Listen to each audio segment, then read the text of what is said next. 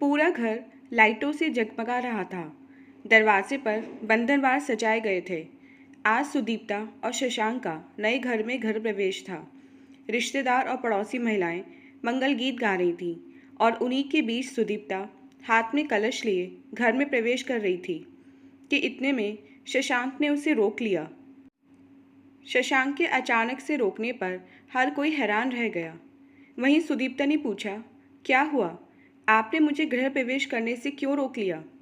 सुदीप्ता, यह हमारे सपनों का घर है और इसमें इस घर की गृह लक्ष्मी यूं सूनी सूनी प्रवेश नहीं करेगी। मैं कुछ समझी नहीं, आप कहना क्या चाहते हो?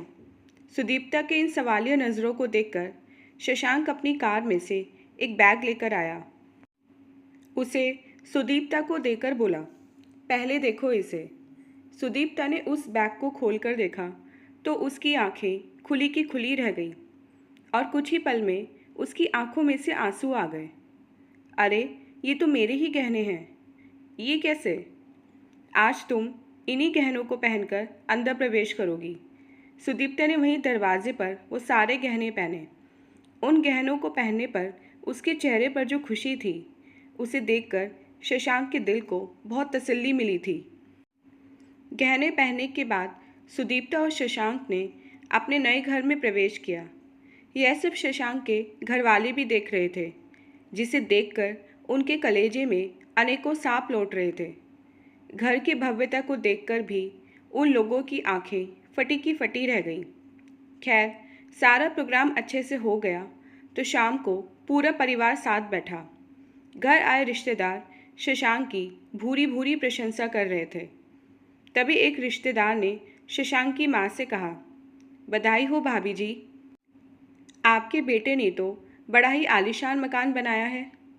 तभी दूसरे रिश्तेदार भी बोल पड़े, और देखा नहीं, आज तो बहू को सोने के गहने भी गिफ्ट किए।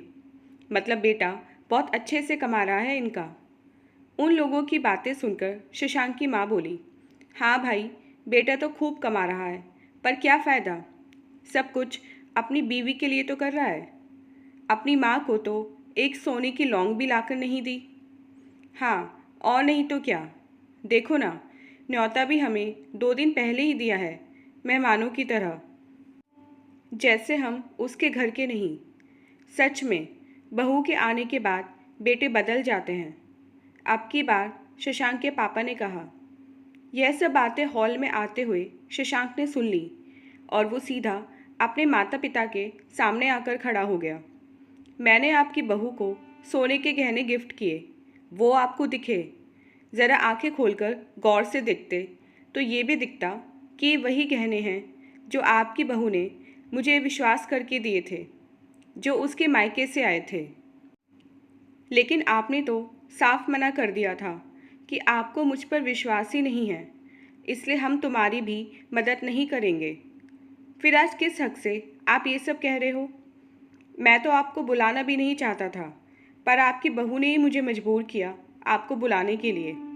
और आज आप यहाँ बैठकर उसी बहू के बारे में बातें बना रहे हैं। काश आपने मुझ पर विश्वास किया होता। मैं तो आपका ही बेटा था ना, तब तो आपको मुझ पर विश्वास नहीं हुआ, फिर आज यह सब क्यों? शशांक की बातें सुनकर उसके माता पिता की नज़रें नीची हो गईं और शशांक अपने कमरे में चला गया। वहीं पास में ये सारी बातें सुदीप्ता भी सुन रही थी। उसे याद हो आई वो रात जब वह शशांक का इंतज़ार कर रही थी। रात के 12 बज चुके थे, लेकिन शशांक का अभी तक कोई पता नहीं था। सुदीप्ता शशांक के इंतज़ार में अपने ही कमरे में इधर से उधर घूम रही थी, जबकि घर में बाकी लोग सो चुके थे।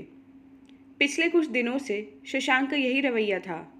रात को लेट आता और फिर खाना भी नहीं खाता, पर फिर भी घर में सब लोगों को चैन की नींद आ जाती थी। ऐसे कैसे घर में किसी को नींद आ सकती है? शशांक आखिर इस घर का बेटा भी तो है। थोड़ी देर बाद ठीक 1 बजे डोरबेल बजी। सुदीप्ता ने भागकर दरवाज़ा खोला तो सामने शशांक था। परेशान सा, थका हुआ शशांक घर में दाखिल हुआ और सीधे अपने कमरे में चला गया। सुदीप्ता भी उसके पीछे पीछे कमरे में आ गई। आज फिर लेट हो गए आप, खाना लगा दूँ? हाँ, आज फिर लेट हो गया, पर रहने दो, मुझे भूख नहीं है। कुछ खाया था शाम को? नहीं, पर सच कह रहा हूँ, भूख नहीं है। नींद आ रही है, मैं सोना चाहता हूँ, कहकर शशांक कपड़े बदलने चला गया। वहीं सुदीप्ता रसोई में आकर एक ग्लास में दूध भरकर शशांक के लिए ले आई। खाना नहीं खाना तो कोई बात नहीं, दूध तो पी लो, नहीं तो कमज़ोरी आ जाएगी। मेरा बिल्कुल मन नहीं है, सिर भी दर्द कर रहा है। दूध पी लो, फिर सो जाना। सुदीप्ता ने जिद की तो शशांक ने दूध पी लिया और बिस्तर पर लेट गया। सुदीप्ता वहीं उसके पास बैठ गई और उसके सिर को सहलाने लगी, जिससे थोड़ी देर बाद ही शशांक को नींद आ गई। पर थोड़ी देर बाद पता नहीं कैसे अपने आप ही शशांक की नींद खुल गई। क्या हुआ? क्या करूं सुदीप्ता, कुछ समझ ही नहीं आ रहा। माँ पापा ने भी मदद करने से इनकार कर दिया। कहते हैं पैसे गुड़िया की शादी और मनोज की पढ़ाई के लिए इकट्ठे कर रखे हैं। पर गुड़िया तो भी कॉलेज में आई है, उसकी शादी में अभी भी 4-5 साल हैं। और मनोज, उसे तो पढ़ने में इंटरेस्ट ही नहीं है। 2 साल से पढ़ाई छोड़कर इधर उधर घूम रहा है। पर उन्हें शायद मुझ पर भरोसा नहीं। उन्होंने तो यह भी नहीं सोचा कि जब मेरी अच्छी नौकरी थी तो वो पैसे तो मैंने ही दिए थे ना। कहाँ से पैसों का अरेंजमेंट करूँ? आप कहो तो मैं आपसे कुछ कहूँ? माँ बाबूजी पैसे नहीं दे रहे तो कोई बात नहीं, मेरे गहने हैं ना, क्यों ना हम उन गहनों को लोन पर चढ़ा दें। पैसों का अरेंजमेंट भी हो जाएगा और बाद में जब आपका काम अच्छा चलने लगे तो हम गहनों को छुड़ा लेंगे।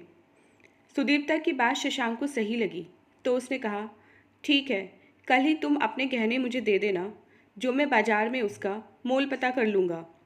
दूसरे दिन सुदीप्ता ने सासू माँ से कहा, माँ जी, ये बहुत परेशान हैं, पैसों का अरेंजमेंट हो नहीं पाया है और अभी नया नया जमता हुआ बिजनेस है। अगर अच्छे से जम गया तो हम सबका ही भला होगा। देख बहू, हम पहले ही कह चुके हैं कि हमारे पास कोई पैसे नहीं हैं। हमारे 2 बच्चे और हैं, उनके बारे में भी हमें सोचना है। नहीं नहीं माँ जी, मैं पैसों के लिए नहीं कह रही हूँ। मैं तो कह रही थी कि तू कहना क्या चाहती है बहू, सीधे मुद्दे पर आ। माँ जी, मैं यह कह रही थी कि वो जो मेरे गहने हैं आप मुझे दे दीजिए। उसे लोन पर चढ़ाकर हम लोग बिजनेस में लगा देंगे। पैसों का अरेंजमेंट भी हो जाएगा और फिलहाल इनकी टेंशन भी हटेगी। भविष्य में जब इनका काम अच्छा चलने लगेगा तो फिर उन गहनों को छुड़ा लेंगे। कौन से गहने? देख बहू, तुझे अपने गहने लोन पर चढ़ाने का शौक़ है तो बेशक तेरे मायके से आए हुए गहने चढ़ा, पर ससुराल के गहनों पर नज़र भी मत रखना। अभी मुझे एक और बहू ब्याह कर लानी है। और तुम्हारा क्या है? कल को अगर शशांक का काम नहीं चला तो? इसलिए मुझे तो माफ़ कर। यह बात माँ इतने ज़ोर ज़ोर से कह रही थी कि अंदर कमरे में शशांक को सुनाई दे रही थी। सुनकर उसकी आंखों में आंसू आ गए। माँ को उस पर बिल्कुल भी भरोसा नहीं था। शशांक ने बाहर आकर अपनी माँ से कहा, पर माँ, वो गहने भी तो मैं ही खरीद कर लाया था ना। तो मैं क्या करूँ? वो गहने तो ससुराल वालों की तरफ से सुदीप्ता को चढ़ाए गए थे, इसलिए वे गहने ससुराल वालों के ही कहलाएंगे। पर माँ, वो गहने मैंने अपनी मेहनत से ही तो बनवाए थे।